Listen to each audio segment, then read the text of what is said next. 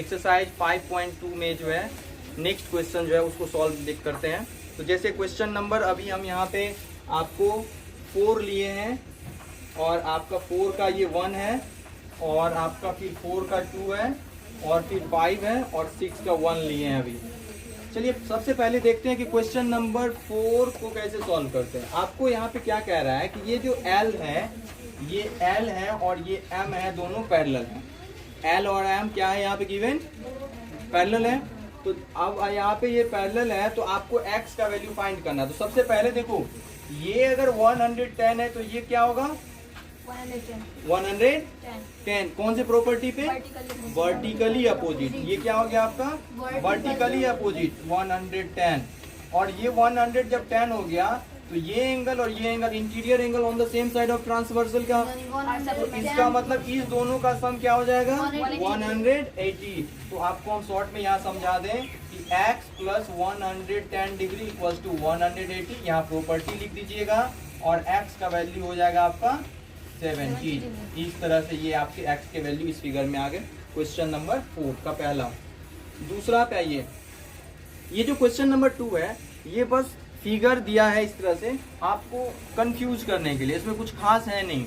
आप देखिए, आपको किसका वैल्यू निकालना है? x का। और आपको कंडीशन में दिया है कि ये जो लाइन है वो इस लाइन के पैरेलल है, ये लाइन इस लाइन के पैरेलल है। यहाँ पे क्लियर है?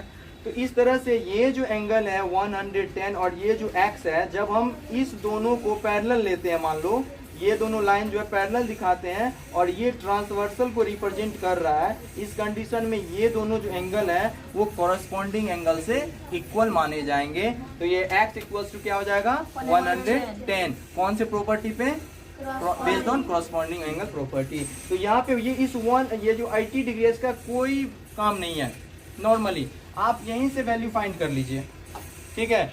अब हम लोग क्या करते हैं, इसके बाद हमारा जो नेक्स्ट क्वेश्चन है वो है 5। क्वेश्चन नंबर 5 में एक पॉइंट गिवन आप देख सकते हैं बुक में, वहां पे लिखा हुआ है कि 2 एंगल्स पैरेलल, यानी ये दोनों एंगल जो है वो पैरेलल है। क्या लिखा हुआ है? दोनों एंगल्स क्या है?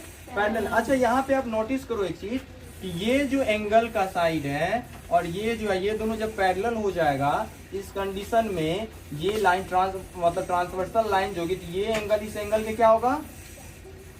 बराबर होगा। और कौन से प्रॉपर्टी पे? यहाँ भी कॉरस्पॉन्डिंग एंगल प्रॉपर्टी। तो कॉरस्पॉन्डिंग एंगल प्रॉपर्टी, तो ये भी 70 हो गया। अब ये दोनों जब पैरेलल है, ठीक है, तो ये एंगल और इस एंगल के बराबर है, तो ये भी 70। इस कंडीशन में आप क्या कह सकते हैं कि इसका वैल्यू जो है आपसे जो पूछा जा रहा है इसमें DGC, यानी ये D, ये G और ये C, इसका वैल्यू 70 हो गया। और फिर पूछा जा रहा है आपसे, मान लीजिए DEF, तो इसका वैल्यू क्या हो जाएगा? 70 हो जाएगा। यानी यहाँ भी कोरस्पॉन्डिंग एंगल के ये बेसिस पे है। अब हम बात करते हैं क्वेश्चन नंबर 6 की। क्वेश्चन नंबर 6 में कह रहा है आपको कि आपको ये पता करना है कि ये L जो है ये पैरेलल है M के, इसको आपको पता करना है, हाँ या ना, यानी यस और नो में आपको रिजल्ट देना है। तो सबसे पहले देखो यहाँ पे हमको गिवन क्या है, ये आपका गिवन क्या है कि इंटीरियर एंगल है ना दोनों, और इंटीरियर एंगल के साथ क्या है इसमें कंडीशन कि ये ट्रांसवर्सल के एक ही तरफ है। तो चले जाओ उस प्रॉपर्टी पे, जब 2 एंगल इंटीरियर होता है और ट्रांसवर्सल के एक ही साइड होता है, तो वहाँ पे क्या पढ़े हैं कि sum of interior angles on the same side of transversal, उसका सम कितना होना चाहिए? सप्लीमेंट्री 180 अगर होगा तो दोनों लाइन को पैरेलल समझेंगे ना। तो चलिए यहाँ पे करते हैं, 126 में 44 को ऐड करते हैं, तो आपका 6 और 4 10, 1 बचा, 4 2 6 प्लस 1 7, और ये 170 डिग्री आया। 180 आया क्या? सप्लीमेंट्री नहीं हुआ। दैट मीन्स कि ये दोनों लाइन पैरेलल नहीं है। सेम इसी तरह से आपका क्वेश्चन नंबर 2 3 है। पहले वर्टिकली ले लीजिए और फिर इंटीरियर। हमेशा ध्यान रखिएगा पैरेलल शो करने के लिए अगर दोनों इंटीरियर एंगल गिवन है तो दोनों इंटीरियर एंगल अगर वो ट्रांसवर्सल के एक ही तरफ है तो उसको ऐड करके देखिए 180 आ रहा है कि नहीं। अगर ट्रांसवर्सल के दो अपोजिट है और इंटीरियर है तो देखिए कि अल्टरनेट इंटीरियर होगा तो दोनों का वैल्यू क्या होगा? सेम होगा। दोनों का वैल्यू सेम होगा तो भी वो पैरेलल होगा। इस तरह से आप 5.2 को समझ सकते हैं और ये आपके एक्सरसाइज के क्वेश्चंस हुए। धन्यवाद।